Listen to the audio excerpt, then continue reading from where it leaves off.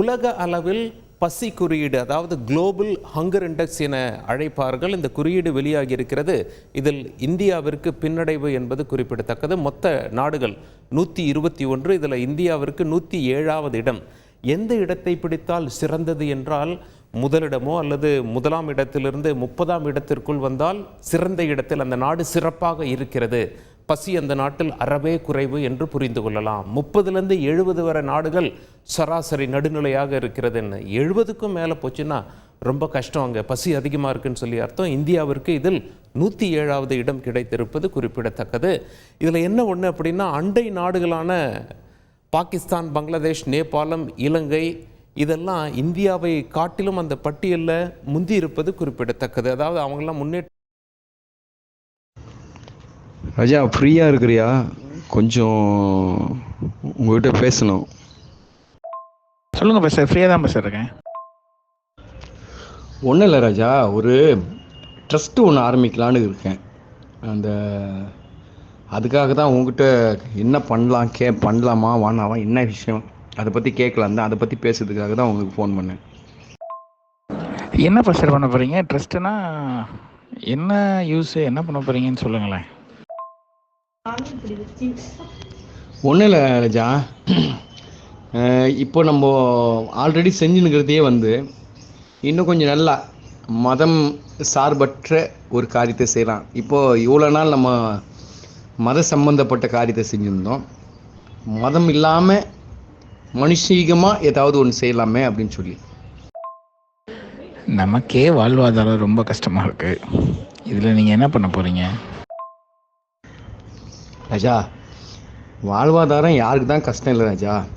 பெரிய அரசியல்வாதிக்கும் சினிமா நடிகரும் கூட கேட்டுப்பட்ட பஞ்சம் பட்னி தான் சொல்லுவான். அதெல்லாம் இருக்கட்டும், நம்மளோட ஏழ்மையாக இருக்கிற ஆட்களை கொஞ்சம் பார்த்தீங்கன்னா, நமக்கு உதாரணத்துக்கு கண் இல்லாதவன் நம்ம கண் உள்ளவன், நம்ம எல்லாமே பார்க்குறோம், அவன் எதுவுமே பார்க்கல. கால் இல்லாதவன் நம்ம எல்லாம் நடக்கிறோம், ஓடுறோம். அதனால் இல்லாதவங்களுக்கு ஏதாவது செய்கிறது தான் இதோடைய பெரிய ஒரு திட்டம் அப்படி சொல்லி நினைக்கிறேன். அதனால் யாருக்கு தான் இல்லை, யாருக்கு தான் இருக்குது, எல்லாத்துக்கும் தான் இல்லை. ஆமாம், யார் கேட்டாலும் எனக்கு 10லன்னு தான் சொல்லுவான். அதை கொஞ்சம் நினச்சிப்பார். அறிவுரை சொல்ல ஆரம்பிச்சிட்டிங்களே, அப்போ முடிவு பண்ணிட்டீங்க, பண்ணுங்க, மனம் போல் பண்ணுங்க. இப்போ என்ன பண்ண போகிறோம், என்ன பேர் வச்சுருக்கீங்க? ராஜா, இதயம் அறக்கட்டளை, அதுதான் இதோடைய பேர். இதில் நாம் இயேசுநாதரையும் சபையும் விசுவாசிகளையும் மத சார்ந்த காரியத்தையும் கொண்டு வர போகிறதே இல்லை, ஃபர்ஸ்ட் ஆஃப். ரெண்டாவது என்னன்னு கேட்டிங்கன்னா, முழுசும் மனிதிகமான செயல் மாத்திரம்தான் இதில் வரும். ஆமாம், ஒரு அல்லேலூயா வராது, ஒரு சோத்திரம் வராது, ஒரு இயேசுநாதரும் அந்த இடத்துல வரமாட்டார். மனுஷனுடைய அன்பு இது மாத்திரம்தான் வெளியே வரும்.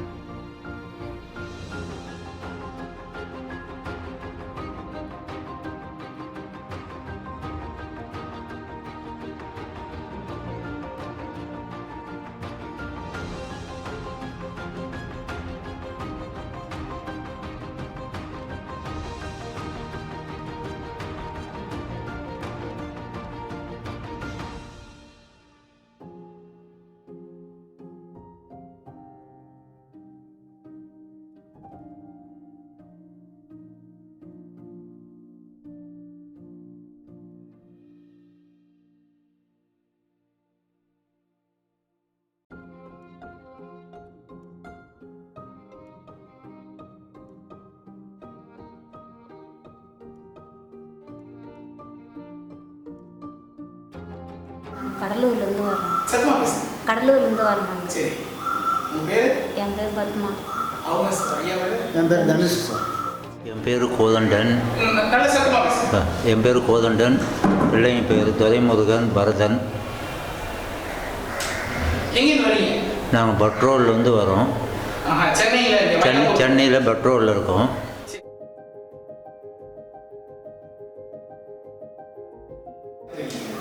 என் பையன் வந்து ஒரு வயசு குழந்தை. இன்னைக்கு அவனுக்கு 11 வயசு ஆகுது. 11 வயசு ஆகுது. 11 வருஷமாக இந்த இடத்துக்கு வந்துன்னு தான் வரேன் நான். இப்போது நான் வந்து 3வது வருஷமாக வந்துட்டுருக்கேன். 3 வருஷமாக வரீங்க. எங்கள் தொழில் வந்து ஒரு தொழில் இல்லை, வாய்க்கால் ஒரு நாள் வேலைக்கு இல்லை, போவோம். அந்த தொழிலுக்கு தான் போவோம். அதில் மிஷினும் கொடுத்துக்குறாங்க, அது தைச்சா இப்போ வந்து அந்த மிஷின் வந்து ஒரு மாதிரி வீணாகிடுச்சுன்னு சொல்லிட்டு வீட்டில் தாங்கிறோம். அந்த வேலைக்கு தான் போவோம். இந்த மாதம் 1000 ரூபாய் காசு தராங்கல்ல, அது வச்சு மாதம் பென்ஷன் வரும். உங்களுக்கு என்ன வாழ்வாதாரம்? சாப்பாடு என்ன பண்ணுறீங்க? சாப்பாடுக்கு எங்களுக்கு ஒன்றும் எதுவும் கிடையாது. ஏன்னா ஓஏபி இங்கே கிடைக்கிற இவங்களுக்கு கவர்மெண்ட் கொடுக்குற ஓஏபி வச்சுக்கிட்டு ரேஷன் அரிசி வாங்கி வச்சுக்கிட்டு கூட என் மூத்த பையன் வந்து ஹவுஸ் கீப்பிங் வேலை செய்கிறான். அவனுடைய வருமானத்தையும் வச்சுக்கிட்டு அவன் மாதத்தில் ஒரு 5000 6000 கொடுப்பான். அதையும் கூட வச்சுக்கிட்டு அதை கொடுத்து எப்படியும் அட்ஜஸ்ட் பண்ணிக்கிட்டு நாங்கள் காலத்தை ஓட்டிக்கிட்டு இருக்கோம். ரொம்ப சந்தோஷமான எல்லாத்துக்குமே எனக்கு யூஸ் ஆகுதுங்க ஐயா. நான் குறை சொல்லலை, ஐயா ஒரு பள்ளி எல்லாத்துக்குமே யூஸ் ஆகுது. வேறு எதுவும் கிடையாது. ஒரு மாதம் இது இல்லைன்னா எவ்வளோ கஷ்டமாக இருக்கும்? அது கஷ்டம் தாங்க. அது கஷ்டம்தான். அது வந்து அந்த காசு அதில் கொஞ்சம் மிச்சம் பண்ணி காய்கறி வாங்கி வச்சுக்கோ. இப்போ இந்த பொருள் ஒரு மாதத்துக்கு சரியாக இருக்குங்களா உங்களுக்கு? இல்லை ஒரு மாதத்துக்கு இல்லை, கம்மியாக, அது கம்மியாக தான். 2 பசங்க இருக்குது, சாப்பாட்டு பசங்க. ஒரு 6 வயசுல ஒரு 8 வயசுல ஒரு பொண்ணு, அதை இங்கே பார்த்துருக்கீங்களா? இன்னைக்கு விட்டாந்துருக்காங்க என் கூட. எவ்வளோ நாளைக்கு வரும் இந்த பொருள்? ஒரு மாதம் கண்டிப்பாக. ஒரு மாதத்துக்கு ஐயா திருப்பி 2வது சனிவாரம் வரைக்கும் எங்களுக்கு வரும். சரியாக ஒரு மாதத்துக்கு வருது. வருது. ஒரு மாதத்துக்கு வரும். ஆனால் இந்த பொருள்லாம் எங்களுக்கு கொஞ்சம் சிரமம் தான். வாழ்க்கை நடத்துறது கொஞ்சம் கஷ்டம் தான். ஓஹோ, வாழ்வாதாரமே கஷ்டம் தான். இந்த ஒரு மாதம் பொருள் இல்லைன்னா இல்லைன்னா கொஞ்சம் கஷ்டம் தான். ஐயா, இப்போதைக்கு எனக்கு இது கிடைக்கிறதோ வீட்டுக்கு எந்த அளவுக்கு உபயோகப்படுதுன்றன்னா இது மாதிரி எனக்கு கிடைச்சது ரொம்ப ரொம்ப ஆதாயமாக இருக்குது, ரொம்ப நிம்மதியாகவும் இருக்குது. எனக்கு கொஞ்சம் ரொம்ப ரொம்ப உதவியாக இருக்குது. ஏதோ எனக்கு கூட பிறந்த ஒரு சகோதரன் மாதிரி. ஸோ இது ரொம்ப உதவியாக தான் இருக்குது உங்களுக்கு.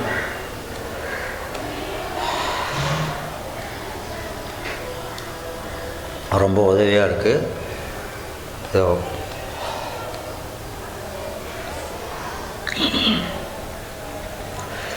பாஸ்ட் செய்கிற இந்த உதவியை நான் எப்பவும் மறக்க மாட்டேன்.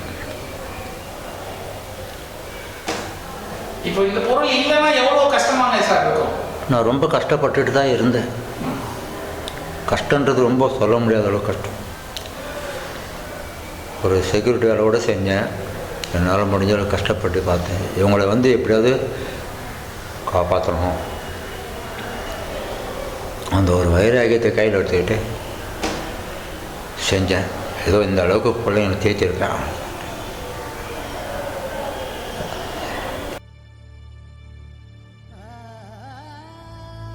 இந்த பொருள் வந்து நம்ம சர்ச்சுக்கு வர ஆளுங்க கொடுக்குற டொனேஷனும் நம்ம ஸ்கூல் மேடம் கொடுக்குற டொனேஷனும் தான் உங்களுக்கு இந்த பொருள் தரோம் மாதம் மாதமுமே. அவங்களுக்கு ஏதாச்சும் நீங்கள் சொல்லணும்னு நினைக்கிறீங்களா? ஆமாம், சொல்லணும். வாழ்த்துக்கள் சொல்லணும். ஏன்னா மாசத்துல அவங்க ஸ்கூல் வந்து நல்லபடியாக போகணும். மழையிலே இருக்குன்னு சொல்றாங்கல்ல, அது ரொம்ப பாராட்டணும். அவங்களுக்கு வந்து மேலே மேலே பசங்க வந்து அட்மிஷன் சேரணும். அவங்க ஸ்கூல் நல்ல முறையாக நடக்கணும். ஐயாவும் அவங்க நல்ல ஸ்கூலு எந்த பிரச்சனையும் வரக்கூடாது. இன்னும் மேலே மேலே 10 பேருக்கு ஐயாவும் பொருள் தருவோம். நல்லா வாழ்த்துங்க எல்லாரும். ஸ்டூடெண்ட்னாலே எந்த பிரச்சனையும் அவங்களுக்கு வரக்கூடாது. அதெல்லாம் இந்த பொருள்லாம் வந்து நம்ம சர்ச்சுக்கு வர மக்கள் கொடுக்குற பைசா தானே? ஆமாம், மக்கள் கொடுக்குற பைசாவை கொஞ்சம் சேர்த்து வச்சு மேடம் ஸ்கூல் மேடம் கொஞ்சம் தராங்க. அதை சொன்னார் ஐயா, சேர்த்து வச்சு தான் இப்போ பாஸ்டர் ஐயா சொன்னார். இப்போ இவங்களுக்கு ஏதாச்சும் நீங்கள் சொல்லணும்னு நினைக்கிறீங்களா? என்னை பொறுத்தவரை அவங்களெல்லாம் வந்து நான் ஒரு தெய்வமாக தான் கும்பிடணும்னு நான் நினைக்கிறேன். ஏன்னா இந்த மாதிரி உதவி செய்கிறவங்க 10 பேருக்கு உதவி செய்யணும்னு, பிளைண்டுங்களுக்கு உதவி செய்யணும்னு நினைக்கிறாங்க. அவங்களாம் ஒரு தெய்வத்துக்கு சமானமாக தான் நான் அவங்கள எடுத்து கையெழுத்து கும்பிடணும். என்னை பொறுத்தவரை அவங்களுக்கும் பாஸ்டருக்கும் நம்ம சபைக்கும் எல்லாத்துக்கும்.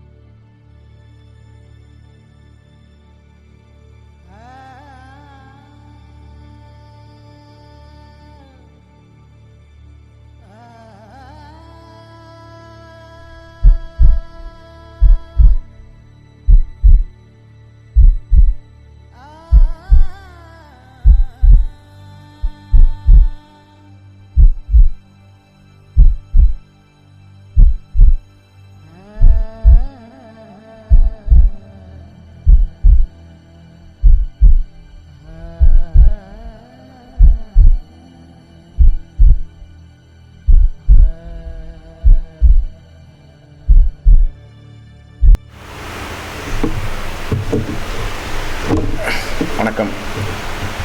எல்லோரும் எப்படி இருக்கீங்க? நல்லா இருக்கீங்களா? இந்த இதயம் அறக்கட்டளை சார்பாக உங்கள் யாவருக்கும் என்னுடைய இனிதான வணக்கத்தை நான் தெரிவித்துக் கொள்கிறேன். இப்போ இந்த வேலையெல்லாம் நீங்கள் எப்போலேருந்து பண்ணுறீங்க சார்? எவ்வளோ நாளாக பண்ணுறீங்க? கடந்த 15 வருஷமாக இது பண்ணுறேங்க. 15 வருஷமாக இந்த காரியத்தை நம்ம பண்ணுறோம். 15 வருஷமாக 15 வருஷத்தில் எல்லாமே மறைமுகமாக தான் இவ்வளோ நாள் நடந்துச்சு. இந்த 15 வருஷமாக வந்து ஒவ்வொரு ஆண்டுக்கும் கிட்டத்தட்ட 500-600 பேர் வரைக்கும் ஒரே இடத்துல சேர்ந்துருக்காங்க. பார்வை இல்லாதவங்க ஒரே இடத்துல சேருவாங்க. 600 மேக்ஸிமம் 600 பேர் வரைக்கும். மாதம் ஒரு 25லேருந்து 30 பேர் வரைக்கும் சேருவாங்க. ஸோ இவங்க இது 15 வருஷமாக நடக்குது இந்த காரியங்கள். இந்த மெயினாக முக்கியமாக இந்த கண்ணு தெரியாதவங்கள, பார்வை இல்லாதவங்களை வச்சு தான் நாங்கள் அதை ஸ்டார்ட் பண்ணோம். அதுக்கப்புறம் ஒரு ஊழியம் நடந்துச்சு. தொழுநோயாளிகள் அவங்க எங்ககிட்ட அவங்க இந்த விஷயத்தை கேள்விப்பட்டு அவங்க வந்தாங்க. அவங்க ஒரு 20 பேர். இவங்களாலேயும் முடியாது. இவங்களும் ரொம்ப கஷ்டமான எல்லாம் வயசானுங்க. ஏன்னா இப்போது அந்த தொழுநோய் இல்லை. இப்போ தொழுநோயின்றது கொஞ்சம் நாளைக்கு முன்னாடி இருந்தது தான். அவங்க அந்த ஜனங்க அப்படியே இருக்கிறதுனால இப்போ அவங்கள வச்சு பராமரிக்க, அதுலேயும் ஒருத்தர் 2 பேர் இறந்துட்டாங்க போல இருக்குது. இப்போ அவங்க அந்த ஒதுக்கப்பட்ட ஒரு இடம் இருக்குது, இந்திரா நகர் அப்படின்னு சொல்லி ஒரு நகர் இருக்குது. அந்த நகரில் போய் மாதம் அவங்கள சந்திப்போம். அது இல்லாமல் தினந்தோறும் பசித்தவருக்கு உணவு அப்படின்னு சொல்லி ஒரு திட்டத்தை ஏற்படுத்தி நாங்களே இங்கே சாப்பாடு ரெடி பண்ணி தெருவோரங்களில் இருக்கிற ஜனங்கள், அந்த மக்கள், முடியாதவங்க, வயசானவங்க, இவங்களெல்லாம் போய் சந்தித்து அவங்களுக்கு சாப்பாடு கொடுக்குற அந்த ஒரு காரியத்தை செஞ்சுருக்கோம். அப்படியே தெரு ஓரங்களில் பார்த்தீங்கன்னா இந்த துணி இல்லாமல் குழந்தைங்கள்லாம் இருப்பாங்க. அவங்க படிப்பும் சரியாக இருக்காது. அவங்களுடைய பேக்ரவுண்டு நிமித்தமாக அவங்களுக்கு ட்ரெஸ்ஸு கொடுக்குற காரியங்கள். அது இல்லாமல் வருஷத்துக்கு ஒரு முறை இந்த பனி நாட்களில் போர்வை கொடுப்போம்.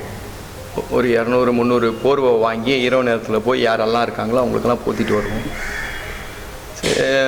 ஏழை பிள்ளைங்களை படிக்க வைக்கிற காரியங்கள், இப்படி நிறைய காரியங்கள் எங்களால் முடிஞ்ச காரியங்கள். அது ஒரு 15 வருஷமாக நடக்குதுங்க. இப்போ நீங்கள் சொல்கிறதுக்கெல்லாம் வந்து பொருளாதார தேவைகள் ரொம்ப ஜாஸ்தியாக இருக்கும். இப்போ நீங்கள் சொல்கிறதெல்லாம் பார்த்தீங்கன்னா 300 பெட்ஷீட்டு 600 பேருக்கு பொருட்கள்னால் அதோட எஸ்டிமேஷனே ரொம்ப ஜாஸ்தியாக இருந்திருக்கும். இப்போ அதெல்லாம் எப்படி சமாளிக்கும்? நிச்சயமாங்க. அதெல்லாம் உங்களுக்கு எப்படி கிடைக்குது? நிச்சயமாக அது பொருளாதாரம். பணம் இல்லைன்னா ஒரு காரியத்தையுமே செய்ய முடியாது. பணம் இல்லைன்னா இந்த பணம்ன்றது ஒரு பெரிய விஷயங்கள். ஆனால் பணம் தான் நோக்கமெல்லாம் இல்லை. இதுக்கு பெருசாக மனசு தேவை. மனசு இருந்துச்சுன்னா தான் இந்த காரியத்தை முழுமையாக செய்ய முடியும். அது ரெண்டாவது. இந்த பணம் அப்படின்னும் போது எனக்கு தெரிஞ்ச நண்பர்கள் இருக்காங்க, உங்களை மாதிரி ஆட்கள் இருக்காங்க, எங்கள் சர்ச்சுக்கு வர ஜனங்க இருக்காங்க. ஸோ பணம் எனக்கு போதுமானது. ஒரு பணம் அது போதும் எனக்கு. எனக்கு சின்ன ஃபேமிலி. என்னுடைய குடும்பத்துக்கு தேவையான பணத்தை நான் நான் செய்கிற அந்த ஆலயத்துலேருந்து கொஞ்சம் பணத்தை நான் எடுப்பேன். அது என் வீட்டு பிள்ளைங்க படிக்கிற செலவுக்கு, என்னுடைய செலவுக்கு. மிச்ச பணத்தை நான் வேறு எந்த காரியத்தையும் யூஸ் பண்ணுறதுலாம் இல்லை. பெருசாக ஒரு கூட்டத்தை வச்சு அதை வச்சு இதை வச்சு அதெல்லாம் பண்ணுறதுலாம் இல்லை. கிடைக்கிற பணத்தை இதை அப்படியே வச்சு செய்வோம்.